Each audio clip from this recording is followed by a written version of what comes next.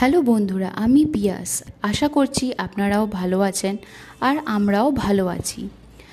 আজ আমি আপনাদের কাছে এমন একটা জিভে জল আনা ইলিশ মাছের ঝোল নিয়ে এসেছি যেটা খেলে আপনারা মন্ত্রমুগ্ধ হয়ে যাবেন। আর welcome back to my Piyas abroad. চলুন দেখে নেওয়া যাক আজকের ইলিশ মাছের ঝোল।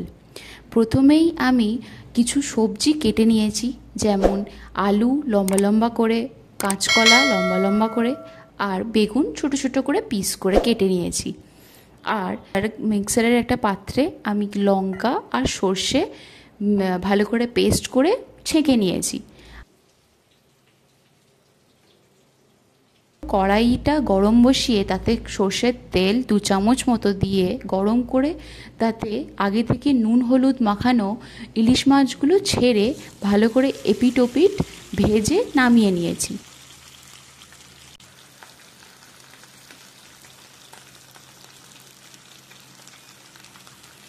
তারপর সেই তেলেতেই আমি আলুগুলোকে ছেড়ে ভালো করে ভেজে তাতে একে একে বেগুন আর কাঁচকলা দিয়ে ভালো করে ভেজে নিয়েছি।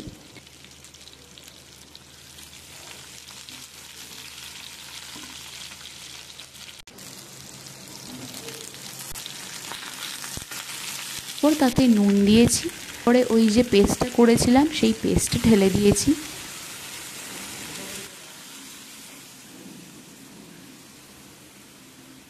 তাতে হলুদ দিয়েছি আর একটু ধনে দিয়েছি, আর তারপর ওটাকে ঢাকা দিয়ে সেদ্ধ হতে দিয়েছি। যখন সেদ্ধ হয়ে গেছে আলুগুলো, তারপর ওটা একটা আমার পাত্রে নামিয়ে নিয়েছি। কড়াইটা আবার গরম বসিয়ে তাতে একটু সর্ষের তেল অ্যাড করে তাতে অল্প 5 ফোড়ন দিয়ে সাঁতলে নিয়েছি, মানে পুরো ঝোলটা কড়াইয়েতে ঢেলে ভালো করে সাঁতলে নিয়েছি, দিয়ে তারপরেই নামিয়ে নিয়েছি। আর তাতেই আমার রেডি হয়ে গেছে ইলিশ মাছের ঝোল।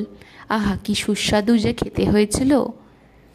চলুন, টাটা, বাই বাই।